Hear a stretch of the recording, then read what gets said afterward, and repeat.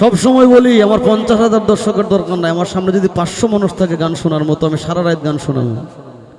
আর জহির পাগলা অনেকদিন আগে আমার কাছে একটা কল আইছে, কলটা এশিয়ান টিভির থেকে। আমার ফোন দিয়ে জিজ্ঞাইলো, ভাই জহির পাগলা নামের একটা শিল্পী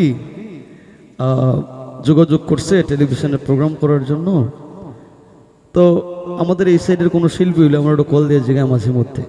আমি বললাম, ভাই জহির পাগলা আমারও সম্ভব প্রিয় শিল্পী। যখন এই কথা কইছে আর কোনো শব্দ নাই।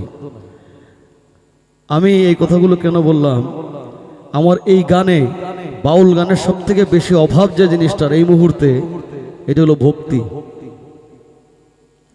ভক্তিটা আমরা পাই না, ভক্তিটা কোথায় যেন হারিয়ে গেছে। এই ভক্তিটাকে আনতে হবে, এবং এই জহির পাগলারা যতদিন জীবিত আছে বাংলাদেশে বাউল গান থাকবে। Thank you. আর আমি সবসময় বলি যে আমরা কিন্তু বাউল না, আমরা জাস্ট বাউল গানের শিল্পী। অন্যের গান ধার কইরা গাই, লেখার ক্ষমতা সৃষ্টিকর্তা দিছে না।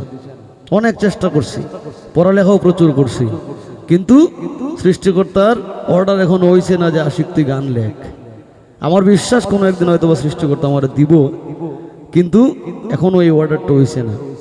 আমরা যারা সাধক মহাজন আছে তারারে বাঁচায় রাখতে হইব।